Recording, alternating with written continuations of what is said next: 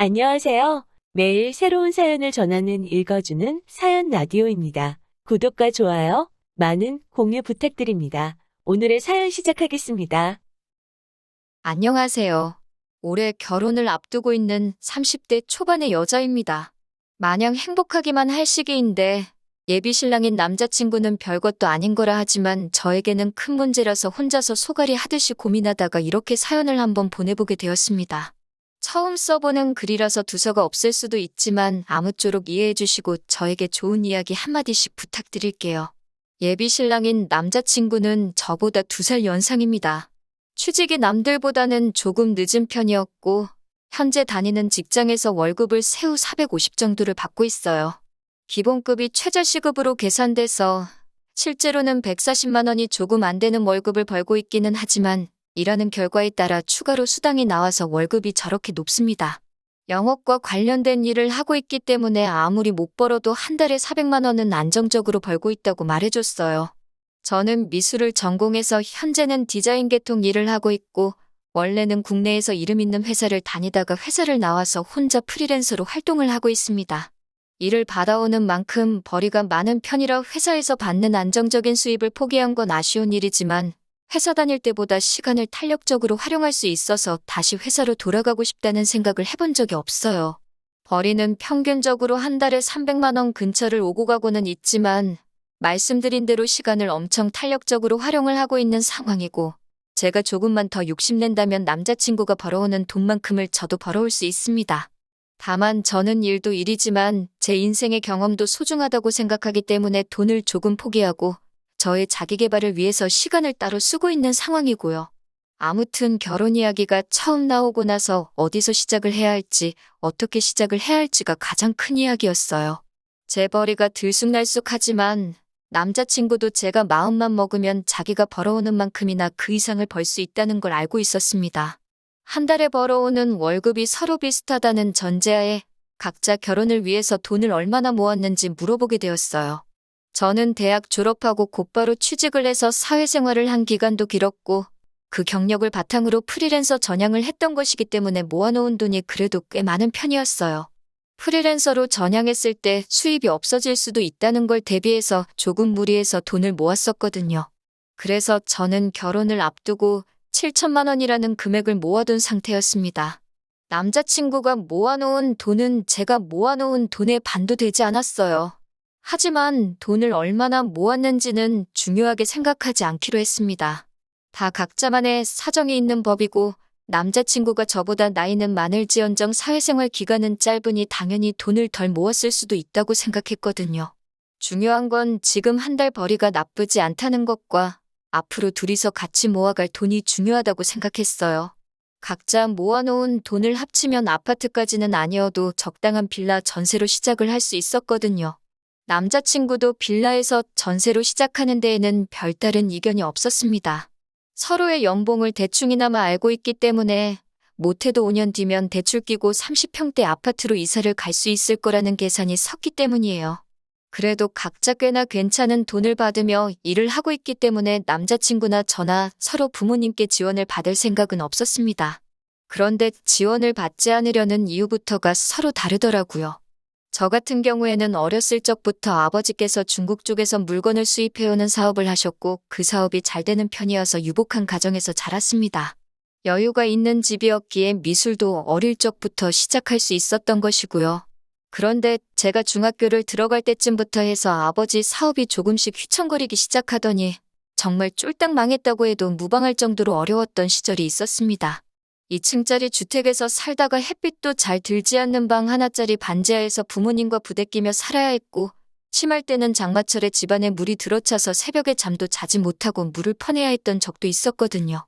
그런데도 그때 아버지도 그렇고 어머니도 여태껏 공부해온 미술인데 제가 꿈을 포기하게 하고 싶지 않으시다고 아버지는 사업에 더 열중하셨고 어머니는 정말 푼돈 받는 소일거리 찾아서 하시면서 한 달에 100만 원도 안 되는 돈을 벌러 밖으로 도셨습니다. 그러면서 값비싼 미술 도구를 마련해 주시며 제가 계속 공부를 할 여건을 마련해 주셨고요. 아무튼 그렇게 어렵게 살다가 제가 미대 입시를 본격적으로 준비하기 시작한 시점부터 아버지 사업도 다시 일어나게 되었고 그때 어머니께서 포기하지 않고 제 뒷바라지를 해주신 덕에 좋은 학교 나와서 좋은 회사에 들어갈 수 있었고, 그 회사에서의 경력을 바탕으로 지금도 남들보다 좋은 조건으로 편하게 돈을 벌고 있는 거나 마찬가지니까요. 아버지 사업은 현재까지도 잘 되고 있는 편이고, 솔직히 지원해 주신다면 모자람 없이 지원해 주실 수 있는 두 분이시지만, 저는 어느 정도 보답의 의미로 두 분의 도움 없이 결혼을 하려던 계획이었어요. 하지만 남자친구의 상황은 그게 아니더라고요. 남자친구의 경우는 정말 말 그대로 남자친구가 집안의 기둥 역할을 하고 있기 때문에 부모님의 지원을 기대할 수 없는 상황이었던 거예요. 그러면서 연애하는 동안은 제게 한 번도 말하지 않은 사실을 말해주더라고요. 사실 현재 남자친구가 받는 월급에서 월급날이 되면 자동으로 남자친구 부모님 통장으로 200만 원이 이체가 되고 있다고 하는 거예요. 그건 두 분의 생활비라고 하더군요. 사실 그 돈의 반이라고 해도 깜짝 놀랄 만한 액수인데 생각보다 많은 돈을 부모님께 드리고 있는 것 같아서 많이 놀랐어요. 하지만 그보다 저를 더 놀라게 한 건 남자친구는 우리가 결혼을 하게 되더라도 이 돈을 드리는 걸 그만두고 싶지 않다며 이어서 꺼낸 말이었습니다. 그렇게 하는 게 자식된 도리라고 너무나도 당연한 듯이 말하길래 아무리 그래도 그렇지 그건 좀 심하지 않는가 하고 생각하는 제가 잘못되었나 싶기까지 했어요. 월급이 상당한데 모아놓은 돈이 적은 이유가 따로 있었구나 싶었습니다. 남자친구 월급이 사실 또래에 비해서 적은 편이 아니라는 건 인정하지만 그렇게 큰 돈을 남자친구 부모님께 매달 드려야 한다면 남들보다 더 번다는 장점이 없는 거나 마찬가지가 되는 것 아니겠어요?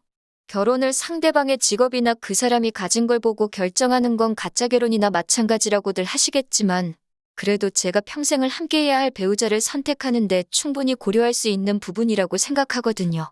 결혼 후에도 남자친구가 부모님께 돈을 드리지 못하게 할 건 아니지만 그렇다고 평생을 그렇게 보내드리게 하라고 할 수도 없는 노릇이었어요. 그리고 지금이야 200만 원이지만 앞으로 결혼 후에도 남편 벌이가 더 좋아지게 된다면 그 금액으로 동결되는 게 아니라 더 많은 돈을 드릴 수도 있겠다는 생각도 들었어요. 그래서 잠시간 고민하다가 남자친구에게 부모님께 생활비나 용돈을 드리는 걸 반대하는 건 아니지만 그건 금액이 조금 크지 않냐고 솔직한 마음을 꺼냈습니다. 돌아온 건 남자친구의 황당한 반응이었어요. 정년퇴직하신 아버지와 평생을 전업주부로 살아온 어머니가 지금은 자기 하나만을 바라보고 살고 계시는데 어떻게 결혼을 한다고 여태껏 드리던 걸 끊을 수 있겠냐고 정색을 하더라고요. 저희 어머니께서 제 공부를 계속시키시겠다고 이 고생 저 고생한 걸 직접 눈으로 봐왔으니 어머니가 더 고생하지 않게 하고 싶은 그 마음은 이해가 충분히 가는 바였습니다.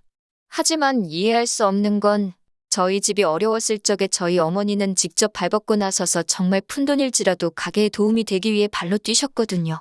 그런데 남자친구의 부모님은 굴곡 없이 안정적으로 직장 생활을 하셨다지만 아무리 그래도 아직 장가도 안 간 자식에게 생활비를 그만큼씩 부담시키신다는 게 이해가 가질 않았어요.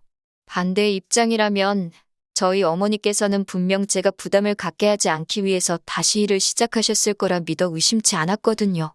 그래도 결혼하게 되면 시부모님이 되실 분들인데 그게 잘못되었다는 둥 말을 꺼낼 수는 없었습니다. 남자친구와 더 투닥거리 하고 싶지도 않았고요. 그래서 대충 이야기를 마무리 짓고 집으로 돌아왔습니다. 집으로 돌아오는 길에도 계속해서 머릿속에 숫자들만 오고 가고 아무리 그래도 돈을 그렇게 드리는 게 맞나 싶은 생각이 들다가 자식된 도리로 효도를 못하게 할 수도 없는 노릇 아닌가 하는 생각을 하다가 그렇게 갈팡질팡 한참을 생각하고 있었습니다. 남자친구 말에 그러겠다 대답을 한 적이 없으니 남자친구도 제 대답을 기다리고 있을 거예요. 다행히 영업 관련 일을 하고 있는 남자친구 직업 특성상 이번 주 내내 도통 시간이 나지 않는다 하여 아직 대답은 하지 않았어요.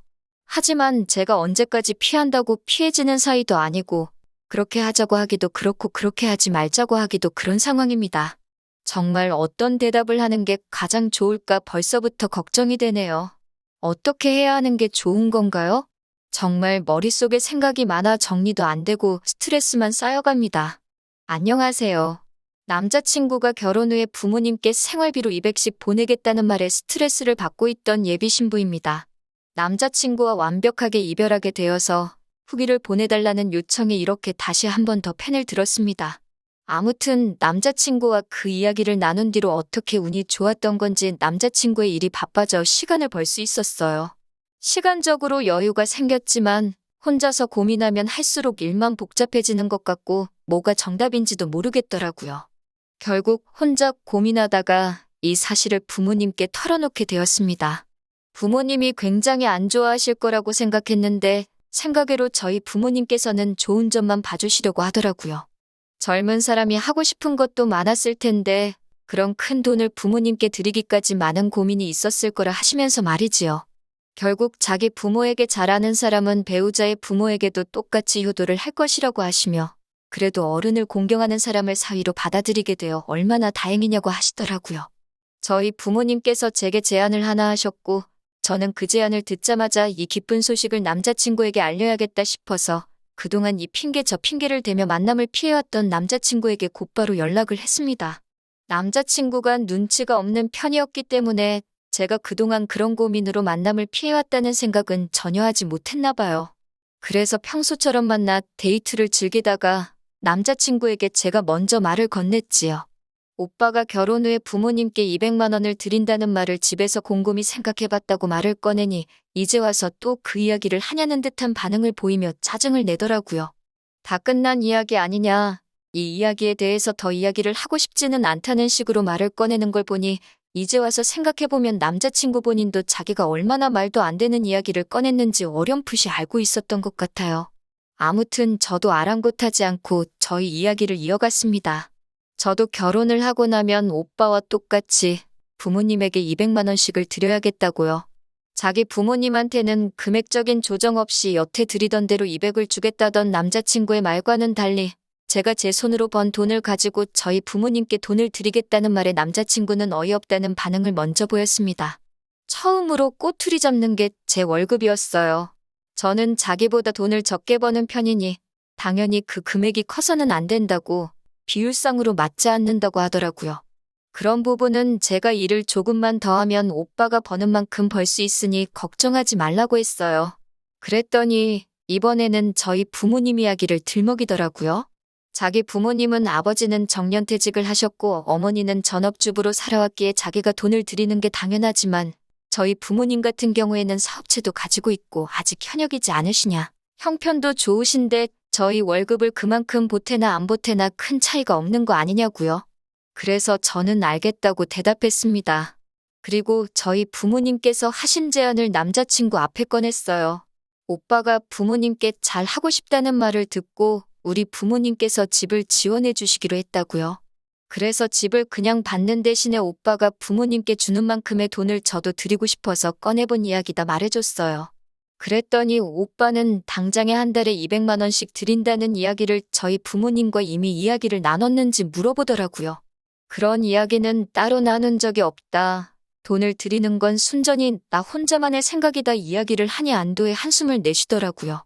그러자 오빠는 저희 부모님이 여유가 돼서 집을 해주신다는데 너가 그런 큰 금액을 드릴 이유가 뭐가 있겠냐고 하더라고요.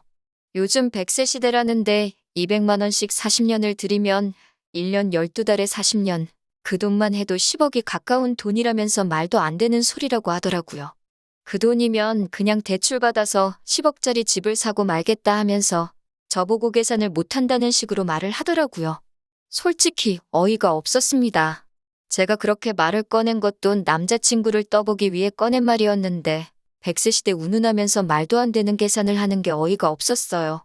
남자친구 계산이 틀린 건 아닌데 그 계산대로라면 남자친구는 자기 부모님한테 10억을 주겠다고 저한테 이미 선언한 거나 마찬가지잖아요? 저는 집이라도 받아오겠지만 남자친구는 그냥 생 돈을 부모님께 그대로 드리는 거나 마찬가지였으니까요.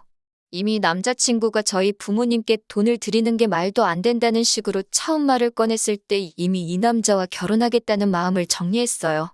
저희 부모님의 제안을 마음을 정리한 뒤에 말한 것도 정말 어디까지 썩어빠진 거 지근성을 가지고 있나 떠보기 위함이었지요. 그런데 정말 제가 별소리 없이 부모님이 집을 해주신다는 제안까지 말을 해줬으니 아주 저부터 저희 부모님까지 호구 중에 호구를 잡았다고 생각했던 것 같아요. 자기가 하는 효도와 제가 하는 효도가 조건상으로는 똑같은데 부모님의 형편 따라 달라진다고 말하는 게 어이가 없었습니다. 그래서 저는 남자친구에게 저희 부모님이 해준 마지막 제안을 해줬어요. 내가 결혼하면 우리 부모님은 아마 은퇴를 하시게 될 것이며 아버지가 하고 계신 사업체는 나에게 물려주기로 되어 있지만 나는 미술 쪽 일을 그만두고 싶은 생각이 없다고 했다고. 그랬더니 아버지가 그러면 나와 결혼할 상대방에게 사업을 물려주면 어떻겠냐고 제안을 했다고요. 그때부터 남자친구의 눈동자가 흔들리기 시작했어요. 남들 비윗장 맞춰가며 하는 일에 실증도 많이 나 보였었는데 아버지가 사업체를 물려줄 수도 있다는 말에 관심이 가기 시작한 것이죠. 남자친구는 정말 벅차오르는 듯한 표정을 숨기지 못하면서도 그 상황에서는 한번 튕기더라고요. 아마 그때까지도 구구절절히 남자친구에게 유리한 제안을 계속해서 꺼내고 있으니 제가 마치 자기 아니면 다른 사람을 만날 생각도 없고 자신과 결혼하려고 환장한 여자라고 생각했나 봐요. 자기가 어떻게 그 사업을 곧바로 물려받겠냐며 우리가 결혼을 하고 나면 자기가 지금 다니는 회사를 그만두고 아버지 회사로 들어가서 일을 배우는 게 순서가 아니겠냐고 하면서요. 그러면서도 그렇게 자기에게 유리한 제안을 들려줬는데도 끝까지 부모님 용돈 드리는 이야기에 대해서 다시 생각해보려 하는 모습은 하나도 없더군요. 그때 남자친구와 결혼할 생각이 싹 사라지기는 했지만 이별의 말을 꺼내는 게 너무 어려워서 아무 말도 하지 못하고 그냥 집에 들어와 버렸습니다. 그리고 남자친구에게 어떻게 이별하자는 말을 꺼내야 할까 하루하루 고민하면서 보내고 있었는데 얼마 뒤 남자친구에게 연락이 왔어요. 언제부터 아버지 회사에 출근하면 되냐고 말이죠. 자기는 지금 회사를 그만두고 오는 길이라고요. 그 말을 듣고 나서야 비로소 저도 닫혀있던 입이 뚫리더라고요. 누가 오빠한테 아빠 회사를 물려준다고 그랬냐 따지니 남자친구가 당황한 목소리로 너가 분명히 장인어른께서 결혼할 상대방에게 회사를 물려주기로 했다고 하지 않았느냐고 하면서요. 그래서 제가 그건 맞는데 왜 우리 아빠가 오빠한테 장인어른이냐고 오빠랑은 결혼 이야기가 오갔을 뿐이지 아직 양가 부모님도 안 만난 상황이 아니냐고 했어요. 그랬더니 남자친구는 잔뜩 당황한 목소리로 그게 무슨 말이냐고 하더라고요. 그래서 저는 오빠가 자기 부모님한테만 용돈을 드리고 우리 부모님한테는 안 줘도 된다는 그 말을 했을 때 이미 결혼하고 싶다는 마음을 접은 상황이라고? 미리 말 안 해줘서 미안하지만 오빠도 부모님 용돈 이야기부터 회사 그만두는 것까지 나한테 한마디 상의 없이 혼자 정한 거 아니냐고. 김칫국은 오빠가 혼자 마신 거니 그건 제가 어떻게 해줄 수 있는 문제가 아닌 것 같다고. 여태 한 것처럼 오빠 혼자 알아서 북치고 장구치고 다 하라고 말하고는 전화를 끊어버렸어요. 그리고 이렇게 남자친구와는 파혼과 이별까지 하게 되었네요. 당연히 남자친구는 그날부터 저에게 연락해서 자기가 생각이 짧았다고 부모님께 드리는 용돈이고 뭐고 제게 경제권을 넘길 테니 다시 만나만 달라는 식으로 연락이 왔어요. 하지만 저는 고작 그런 돈 때문에 파혼한 게 아니거든요. 자기는 옳고 너는 틀렸다고 하는 그런 내로남불 사상이 결혼 상대로는 적합하지 않다고 생각했을 뿐이에요. 영업직인데다가 요즘 인력난이다 보니 남자친구가 회사를 그만두고 나왔지만 안타깝게도 사직서가 수리되기 전에 다시 다니던 직장으로 돌아갔다는 소식을 들었습니다. 저도 사실 파혼까지만 바란 거지 남자친구가 당장 생계를 잃고 거지꼴이 되는 상황을 바란 건 아니었기 때문에 조금 아쉽기는 하지만 충분히 참교육은 해줬다는 생각이 들어요.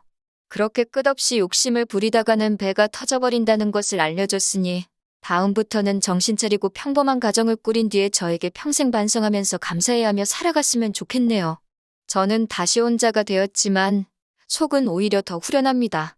오히려 남자친구를 만날 때보다 스트레스도 덜 받고 좋은 인생을 살고 있는 것 같아요. 개인 시간을 중시해서 일을 조금만 했지만 이제부터는 일도 늘리고 재벌이도 늘려서 다른 사람에게 일단 얕보이지 않는 것부터 시작해보려고 합니다. 저한테 앞으로 좋은 일만 있도록 다들 응원해주세요. 긴 이야기 들어주셔서 감사합니다. 오늘의 사연은 여기까지입니다. 구독과 좋아요, 알람 설정해주시면 앞으로 더 좋은 사연으로 찾아오겠습니다. 감사합니다.